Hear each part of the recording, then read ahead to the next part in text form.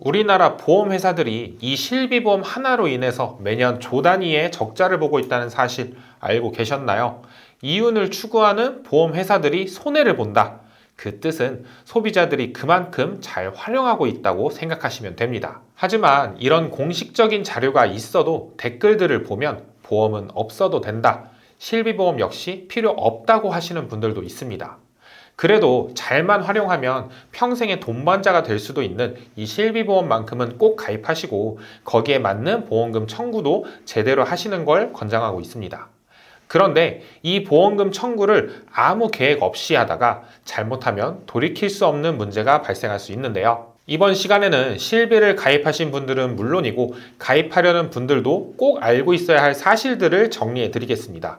사소하지만 이것들을 모르고 있으면 적게는 수십만 원부터 많게는 수천만 원에 해당하는 경제적 가치를 놓치게 될 수도 있거든요. 오늘 영상 끝까지 보시길 바랍니다. 첫 번째부터 말씀드릴게요. 실비보험, 암보험, 수술비보험 등 보험금을 청구했는데 갑자기 보험사에서 조사가 나오는 경우가 있어요. 보통 처음엔 당황으로 시작하고 그런 다음엔 좀 화가 난다고 말합니다. 하지만 이건 특별히 내가 어떤 잘못을 해서 조사를 나오는 게 아니에요. 누구든지 조사를 받을 수도 있고 조사를 받을 때에는 조사 담당자에게 충분히 협조를 하면 됩니다. 하지만 함부로 서명하면 안 되는 서류들이 있는데 하나하나 짚어볼게요. 먼저 보험금을 청구했을 때 조사가 왜 나올까요? 어떤 상황일 때 조사가 나올 수 있는지 보면 첫 번째, 보험사에서 요청한 서류를 제출하지 않거나 거부했을 때 조사가 나올 수 있습니다. 보험금 지급하기 위해서는 꼭 필요한 서류들이 있어요. 어떤 질병을 진단받았는지, 어떤 치료를 하셨는지, 현재 상태는 어떤지 등을 확인하기 위해서 서류를 요청하는데 정당한 사유 없이 보험금 지급에 필요한 서류를 거부하는 경우 조사가 나올 수 있습니다. 두 번째, 근거 자료나 제출한 서류가 미흡하거나 사실 여부가 불투명한 경우 역시 조사가 나올 수 있습니다. 환자가 이야기한 내용과 검사 결과에 따른 서류 내용이 다르다면 사실 여부가 의심되는 상황이니까 정확하게 확인이 어려운 경우라면 조사가 나오는 거죠. 세 번째는 보험금 청구 금액이 과도하게 높거나 비합리적으로 책정이 된 경우라면 조사가 나올 확률이 굉장히 높습니다. 예를 들어서 진단명은 감기인데 청구 금액이 25만 원이 나왔다면 보통 이렇게까지 병원비가 나오지 않거든요. 그러니 조사가 나오는 거예요. 네 번째는 과잉 의료행위가 의심되거나 이런 의료행위가 많이 적발되는 의료기관에서 치료를 받고 보험금을 청구한 경우에 조사가 나옵니다. 이런 이유 외에도 고지 의무의 위반 사항이 의심되거나 확인이 된 경우, 가입한 지 얼마 되지 않았는데 고액의 청구가 진행되는 경우라면 조사를 받을 확률이 굉장히 높아지게 됩니다.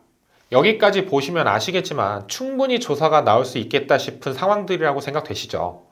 이렇게 조사가 시작되면 배정된 조사 담당자가 개별적으로 연락 후 약속을 잡고 만나게 됩니다. 그리고 이런저런 서류를 보여주며 보험금 지급에 필요한 거니까 서명을 해달라고 요청을 받게 되는데 여기서부터 정말 집중을 하셔야 돼요. 이 서류들 중에서 꼭 작성을 해줘야 하는 서류가 있는 반면 서명을 안 해도 되는 서류가 섞여 있기도 하거든요. 하나하나씩 알려드리도록 하겠습니다. 먼저 면책 동의서와 부재소 합의서가 있는데 이 사실 먼저 말씀드리고 시작하겠습니다. 2017년 11월 16일에 선고된 판례인데요. 면책 동의서나 부재소 합의서에서 서명을 했더라도 분쟁의 전제 또는 기초가 되는 사실에 착오가 있었다면 그 합의를 취소할 수 있다고 판시한 사례가 있습니다. 그렇기 때문에 혹시나 면책 동의서 또는 부재소 합의서는 서명을 하셨더라도 무조건 피해를 보는 경우는 없어졌습니다. 하지만 그래도 보인다면 굳이 서명할 필요도 없기 때문에 이 서류들은 서명하고 싶지 않다고 말씀하시면 됩니다. 의료자문 동의서입니다. 내가 다녀왔던 병원의 의사가 아닌 다른 의료기관에 소속된 의사에게 의학적 소견을 받자는 내용인데 좀 쎄한 느낌이 드는 게 사실이에요. 그런데 무작정 의료자문을 거부해서도 안 돼요. 보험회사도 보험사고의 조사를 위해 자문 등의 조사 과정을 할 권리가 있기 때문입니다. 그렇다면 이런 경우에는 어떻게 대응을 하면 될까요? 먼저 조사 담당자에게 내가 의료자문을 받아야 하는 이유를 정확하게 물어보고 그 이유가 여러분이 듣기에도 합리적이라고 생각이 든다면 진행을 하셔도 됩니다. 하지만 저라면 내 몸 상태를 제일 잘 알고 있는 내 담당 의사 선생님에게 추가적인 소견을 받아 필요한 내용을 제출하겠다고 조사 담당자에게 제안할 것 같습니다. 하지만 그게 안 되고 보험사 측에서 무조건 다른 의사의 소견이 필요하다고 강력하게 이야기를 하게 된다면 여기에 맞는 또 다른 대응 방법이 있는데요. 바로 동시감정 제도를 요구하는 거예요.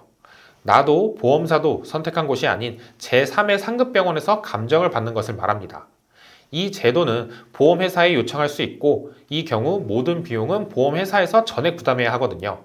비용적인 부분도 걱정 안 하셔도 됩니다. 이렇게 동시감정 제도를 이용해서 중립적인 제3의 병원에서 자문을 받게 된다면 한쪽에 치우친 결과가 아니라 정확한 감정을 받게 될 수 있다는 거죠. 그러니 함부로 서명하지 마시고 상황에 맞게 대응하세요.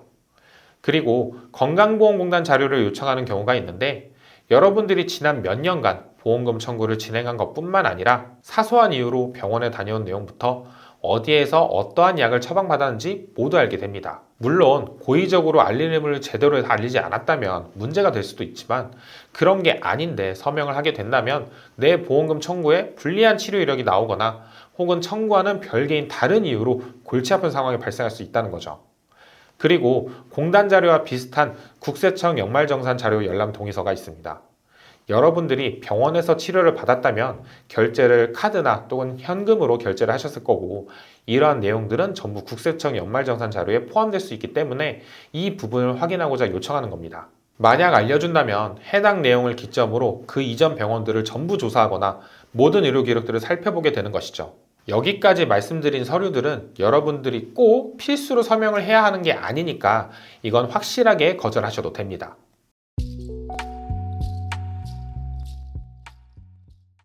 보험금 청구 시 불편한 상황 두 번째는 병원에서 치료를 받은 직후에 바로 청구하는 경우가 있어요. 솔직히 소비자 입장에선 어이가 없다고 하시는 분들이 많아요. 실비보험을 가입한 가장 큰 이유가 아프고 다쳤을 때 보험금을 받기 위해 든 거고 보험금을 받기 위해서는 보험금 청구를 해야 하는데 그런 청구를 하면 손해를 보거나 짜증이 날 수 있다고 하니까 너무한다고 할 수밖에 없을 겁니다. 하지만 왜 이런 말씀을 드리는지 하나하나 알려드릴게요. 기본적으로 실비보험을 청구하기 위해서는 진료비 영수증과 진료비 세부 내역서가 필요합니다.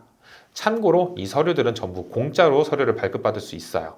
만약 통원이 아니라 입원을 하셨다면 입퇴원 확인서, 수술을 했다면 수술 확인서가 필요하며 청구액이 고액이거나 추가 확인이 필요한 경우라면 진단서를 요청하기도 하는데 이 진단서는 발급 비용이 발생하니까 발급 비용이 무료인 질병 코드를 기재한 환자 보강용 처방전을 받으시는 걸 추천드립니다. 다시 본론으로 돌아와서 보험금 청구는 바로 하면 안 된다. 이런 말이 나온 가장 큰 이유를 말씀드리자면 실비보험뿐만 아니라 진단금, 수술비, 입원비 등등 모든 보험이 보험금 청구 시에는 어플이나 모바일로 하시는 분들도 마찬가지로 보험금 청구서를 작성해야 합니다. 그런데 이 보험금 청구서에는 우리의 이름과 함께 주민번호, 주소, 직업 등 이런 개인정보들이 전부 들어가게 되고 개인정보 제공 동의도 함께 하게 되거든요. 원래 내가 다녀온 의료기록은 개인정보이기 때문에 보험회사가 마음대로 열람을 할 수 없지만 보험금 청구 시 보험금 청구 이력은 ICPS라는 보험사고 정보조회 시스템에 남게 됩니다. 내가 보험사에 청구한 이력을 모두 조회해 볼 수 있으며 알 수 있다는 거예요. 쉽게 말하자면 내가 신규 보험을 가입하려고 할 때 내 청구 이력을 보험회사가 전부 열람할 수 있고 신규 보험 가입을 할 때 이러한 부분들이 불리하게 적용하는 경우가 생깁니다. 여러분이 보험 가입을 할 때 보험회사에 알려야 하는 알릴 의무 고지사항이 있습니다. 이 고지사항에는 크게 5가지 질문사항이 있는데 3개월 이내에 질병 확정 진단이나 질병 의심 소견, 치료, 입원, 수술, 투약 이력을 물어보고요. 3개월 이내에 마약, 혈압강화제, 신경안정제, 수면제, 각성제, 진통제 복용 사실, 1년 이내에 진찰 또는 검사를 통해 추가 검사, 재검사 여부, 5년 이내에 입원 수술, 계속하여 7일 이상 통원, 계속하여 30일 이상 투약, 5년 이내 10일대 질병으로 진찰 또는 검사 이력 이렇게 5가지를 물어보게 됩니다. 이 내용들은 숨김없이 반드시 보험회사에 알려야 할 고지사항입니다. 이 알릴 의무를 제대로 안 알리고 고지사항을 위반했다면 보험금 지급이 거절되거나 심각한 경우에는 강제 해지까지 될 수 있습니다. 본 광고는 광고 심의 기준을 준수하였으며 유효기간은 심의일로부터 1년입니다. 문제는 바로 여기에서 발생하는데요.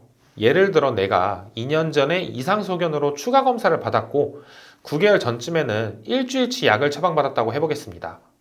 이러한 경우라면 1년 이내에 추가 검사 재검사에도 해당이 안 되고 3개월 이내에 진단에도 해당이 안 되며 5년 이내에 입원, 수술은 물론 약 30일 이상 투약에도 해당이 안 되니 문제가 없을 거라고 생각할 수 있어요. 그런데 막상 보험가입 심사를 올려보면 가입이 거절된다는 심사 의견이 날라오게 됩니다. 알릴 의무에는 해당이 안 되지만 보험금 청구 이력을 조회해보니 병원에 다녀왔던 사실들이 있어 2년 전에 어떠한 질병으로 어떤 검사를 받았으며 검사 결과와 현재 상태를 묻고 9개월 전에는 어떠한 질병으로 약을 처방받았는지 현재 상태는 어떤지 등등 해당 병력들에 대한 자세한 정보를 요구하는 거죠. 제가 일을 하다 보면 고객과 저 둘 모두에게 가장 골치가 아픈 상황이 바로 이런 상황입니다.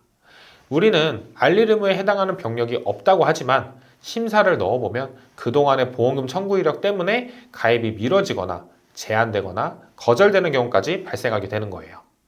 그래서 보험금 청구를 바로 하면 안 되는 이유는 고지사항에 해당되는 게 없는데도 가입에 제한이 되는 안타까운 상황들이 발생할 수 있기 때문입니다.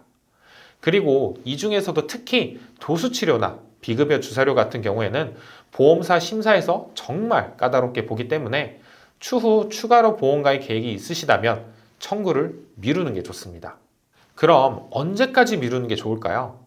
우리가 보험금 청구를 할 수 있는 기간은 지급 사유가 발생한 이후로 3년 이내에만 청구를 하시면 됩니다. 병원에 마지막 내원하실 때 서류만 미리 발급을 받아 놓으신다면 1년이 지나던 2년이 지나던 보험금 청구를 한 번에 모아서 하시면 된다는 거예요. 그리고 여기서 또 한 가지 팁을 드리자면 보험금 청구를 하실 때 좀 더 전략적으로 하면 좋은데요. 아까 설명드렸던 알릴 의무를 다시 한번 보겠습니다.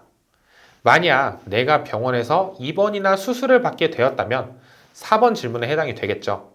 그렇다면 이런 경우에는 청구를 안 해도 어차피 고지 대상이 되기 때문에 치료 후에 바로 청구를 하셔도 상관없습니다. 또 혈압이 높아 고혈압 진단을 받고 약을 30일 이상 처방을 받았다면 이것 또한 4번, 5번에 해당이 되기 때문에 치료 후에 바로 청구를 하셔서 보험금을 받으시면 됩니다. 제일 중요한 건 1번 3개월 이내의 의료행위, 2번 3개월 이내 약물 복용, 3번 1년 이내 추가 검사, 재검사 이 부분이에요. 예를 들어서 2개월 전에 병원에 다녀왔는데 오늘 보험 가입하려면 1번 알릴 의무에 해당이 됩니다. 그렇다면 고지사항에 벗어날 때까지 한 달만 기다리면서 3개월이 지나는 시점에 가입을 한다면 알릴 의무에 접촉되지 않는 상태로 가입을 할 수 있다는 거죠. 특히 두통이나 방광염, 가슴 통증 같은 경우 생각하기에는 단순한 질병이라고 해도 보험사에서는 까다롭게 볼 수 있습니다. 그럼 고지사항에서 최대한 벗어나는 게 중요한 거예요. 그리고 제가 아까 보험금 청구 기간이 3년이라고 알려드렸죠. 보험을 무사히 가입을 하신 뒤에는 그동안 모아놓았던 보험금 청구를 한꺼번에 진행하시면 되고 알릴 의무에 성실하게 지켰으니 나중에 보험금을 지급받는데도 전혀 문제가 없습니다. 물론 지금 현재 내 보험의 상태가 완벽해서 더 이상 추가 가입을 할 계획이 없다면 언제든지 상관없이 마음껏 보험금을 청구하셔도 됩니다.